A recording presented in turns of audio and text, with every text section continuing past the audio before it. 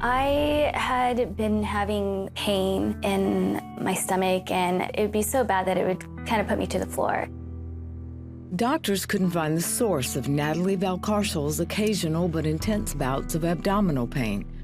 In 2005, 2 months before her wedding, one of those attacks sent her to the ER, where an ultrasound revealed a 3-centimeter fibroid tumor on her uterus. She assured me that women have this all the time and that it's not a big deal. So since she didn't worry about it, I didn't worry about it either. But the tumor started causing more and more discomfort. So, months after her wedding to Paul, she went in for surgery to have it removed. 30 minutes later, the surgeon came out to tell Paul the tumor had grown from 3 centimeters to 15. She showed me 2 photos, and it looked like the size of maybe like a cantaloupe.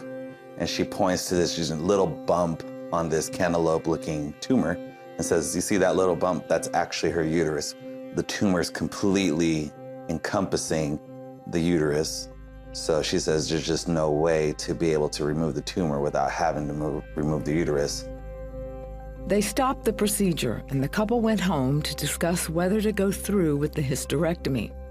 A few days later, her doctor called, insisting that it was her only option. Don't hold on to any hope for having children. It is impossible. And this tumor needs to be removed. It's very dangerous. We just need to do this hysterectomy. Right when she told me that, I hung up and I was mad. I was angry. I didn't like that that was being taken away from me. I went to the Lord right away and I said, "God, what is your will in this? What do you want? What do you want to do?" I told Natalie, I said, I can believe the Lord will take this tumor completely away.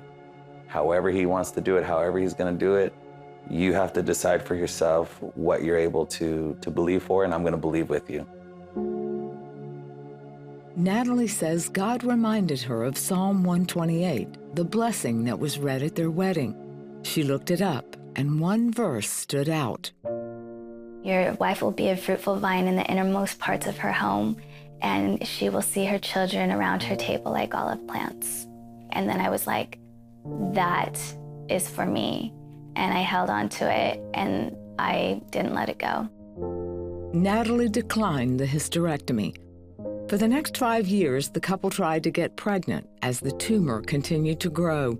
It got so large, people thought she was pregnant. I would just say, "No, I'm not pregnant. It's a fibroid tumor." And they're just like, "Oh, I'm so sorry. I'm so sorry." And I said, "No, I know what I look like. I am believing for a miracle, and I'm waiting for a promise. God has promised me that I would have a child." Meanwhile, doctors kept insisting she have the procedure, because now the mass was pressing into her organs and could cause kidney or heart failure. With the prayer and support of family and friends, Natalie and Paul constantly asked God for guidance. I asked him specifically, "Do I do the hysterectomy or I don't?" And he said no. And every time I went to the Lord regarding it, he told me no. I had times where it was really hard, and I just went on my face before the Lord until I got peace back again. And when I got that peace, I was so confident that the Lord was in this. It's not easy. It never is. When it's walking by faith and just really the Lord doing it through you, the less and less you really consider your abilities and just rely on his.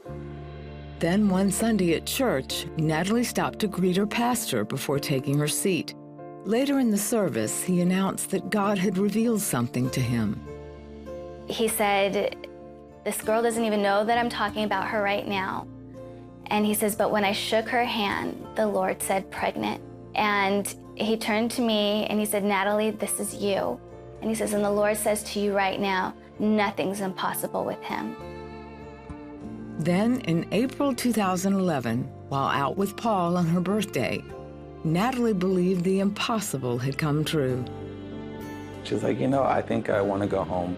As a matter of fact, let's go stop by the Rite Aid and get a pregnancy test. And I'm like, what? Pregnancy test?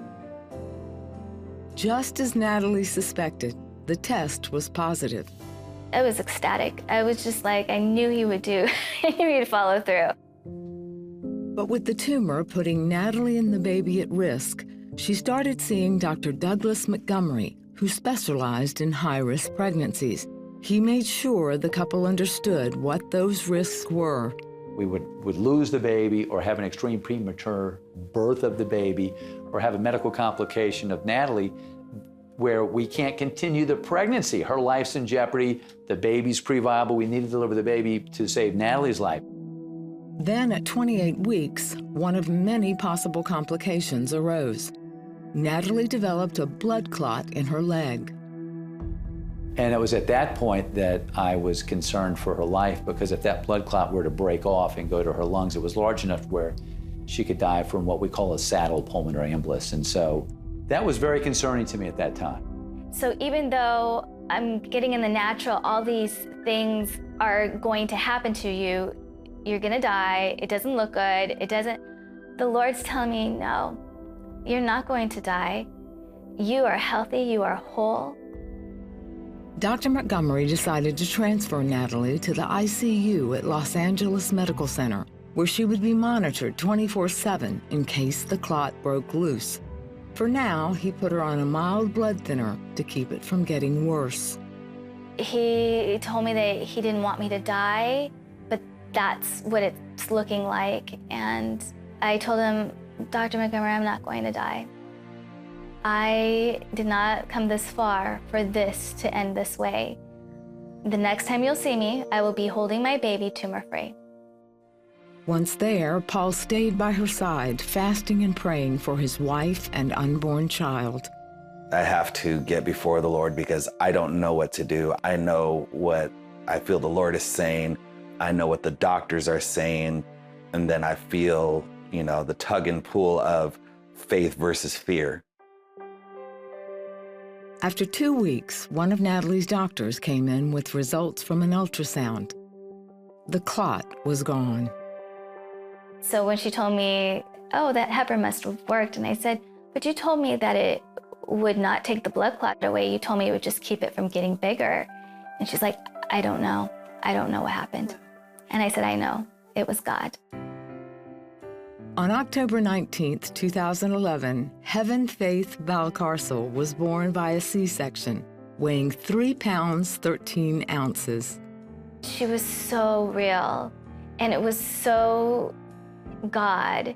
It was very surreal. This has been done completely by His promise. It was impossible in the natural, but in the spirit, it was possible. Just being a first-time dad, being with a little girl, it was awesome. 2 months later, Natalie had the hysterectomy to remove the tumor, which had grown to 18 pounds. The real remarkable part of this is Natalie's faith, not through one pregnancy, but yet through 5 to 6 years, and then to take on all of the negative comments that come on with all the risks that she had to face. And I really am struck by how God worked through her and brought that. She built my faith during this.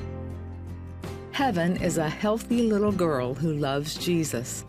For Natalie and Paul, she's living proof that God hears their prayers. We believe in a God who has done greater, and He did it in Jesus, and He just says, just believe me, just trust me, see me, know me, because we can't do it all on our own. Jesus is the answer to everything. And because I know I can trust in His promises, I trusted Him all the way. He is the only one who can pull you through something like this.